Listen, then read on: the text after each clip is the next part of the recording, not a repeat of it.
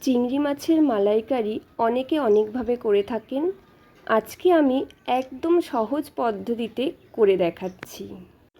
চিংড়ি মাছের মালাইকারি করার জন্য আমি নিয়ে নিয়েছি গলদা চিংড়ি। খুব ভালো করে ধুয়ে নিতে হবে আর ম্যারিনেশনের জন্য সামান্য হলুদ আর নুন মিশিয়ে মাছগুলি রেখে দিতে হবে।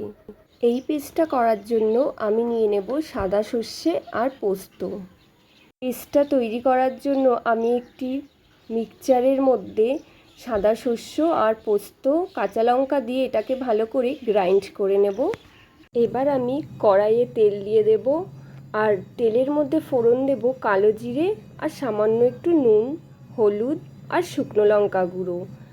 আর মনে রাখবেন, যখন এই মশলাগুলো দেব তখন কিন্তু লো ফ্লেমে রাখতে হবে। পেস্ট করে রাখা মশলাটা তেলে দিয়ে কাঁচা লঙ্কা দিয়ে ভালো করে কষিয়ে নিতে হবে। মশলা একটু কষিয়ে নেওয়ার পরই মাছগুলো দিয়ে দেব। আর এই সময় কিন্তু গ্যাসের ফ্লেমটা লোতেই রাখতে হবে। মাছগুলি দেওয়ার পরে দেখতেই পাচ্ছেন গ্রেভির কালারটা লাইট আছে।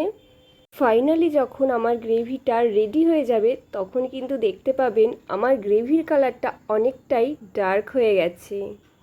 এবার গ্যাসের ফ্লেমটাকে মিডিয়াম করে এই গ্রেভির মধ্যে ভালো করে চিংড়ি মাছগুলোকে মিশিয়ে দিতে হবে যাতে ইকুয়ালি বয়েল হয়ে যায়।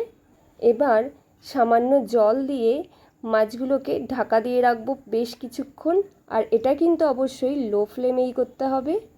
মাছগুলো যত ভালো করে ফুটবে তত কিন্তু এর টেস্টও বাড়বে, কালারটাও কিন্তু চেঞ্জ হতে থাকবে আস্তে আস্তে। দেখতেই পাচ্ছেন চিংড়ির মালাইকারির কালার কিন্তু চেঞ্জ হয়ে কতটা সুন্দর কালার চলে এসছে। চিংড়ির মালাইকারি অলমোস্ট রেডি। এরপর সার্ভ করে দেওয়ার পালা। আমি তো খুব সহজ একটা পদ্ধতিতে চিংড়ির মালাইকারি রেডি করে দেখালাম।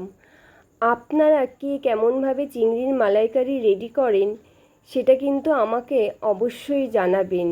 আর আমি যে পদ্ধতিতে চিংড়ির মালাইকারি করেছি সেটা আপনাদের কেমন লাগলো সেটা কিন্তু জানাতে ভুলবেন না।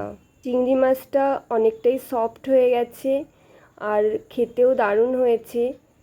এরকম চিংড়ির মালাইকারি হলে লোভ সামলানো কিন্তু খুব মুশকিল। বাঙালিদের কাছে চিংড়ি মাছ না জলের পোকা সেটা নিয়ে হয়তো বিতর্ক লেগেই থাকবে, কিন্তু আমার কাছে এই রেসিপিটা খুবই স্পেশাল।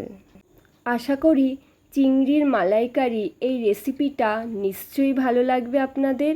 আর ভালো লাগলে আমাকে কমেন্টে জানাতে কিন্তু ভুলবেন না।